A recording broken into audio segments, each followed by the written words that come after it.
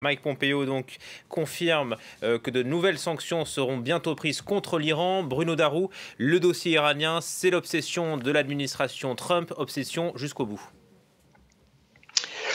Oui, absolument, Julien, obsession jusqu'au bout, jusqu'à la fin du mandat. L'Iran reste l'ennemi désigné, la cible de l'administration Trump, d'où d'ailleurs en grande partie cette tournée de Mike Pompeo au Moyen-Orient, parce que avant Israël, eh bien, il s'est rendu dans les Émirats arabes unis et à Bahreïn, et qu'après Israël, il ira en Arabie saoudite pour essayer de convaincre la grande nation sunnite de la région, donc l'Arabie saoudite, de normaliser elle aussi ses relations avec Israël. Et quel est l'objectif de la diplomatie américaine? Eh bien, c'est de renforcer cette drôle de coalition quand même entre Israël et les pays arabes sunnites contre la grande puissance chiite de la région qui est l'Iran. Donc oui, jusqu'au bout, les Américains, l'administration Trump va continuer à cibler l'Iran, et vous l'avez dit, Mike Pompeo a annoncé de nouvelles sanctions dans les semaines, dans les mois à venir, et donc des sanctions qui pourraient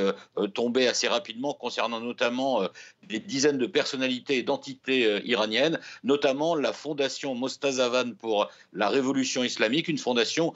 qui est contrôlée ni plus ni moins par le dirigeant suprême de l'Iran, l'ayatollah Ali Khamenei, visé également par ces sanctions très bientôt, le ministère iranien des renseignements. Donc vous voyez que jusqu'au bout, cette obsession avec Téhéran de l'administration Trump se poursuivra. Et évidemment, on peut considérer qu'il s'agit d'une manière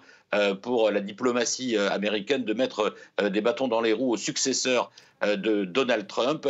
C'est peut-être aussi, il faut le noter, pendant cette drôle de période de transition que vivent les États-Unis, un des seuls outils à la disposition de Donald Trump, la diplomatie, pour faire des annonces, pour faire des coups, pour dire que, eh bien, quoi qu'il se passe à Washington, pendant que les recours sont déposés, eh bien, l'administration Trump, elle, continue à travailler jusqu'au 20 janvier et peut-être au-delà.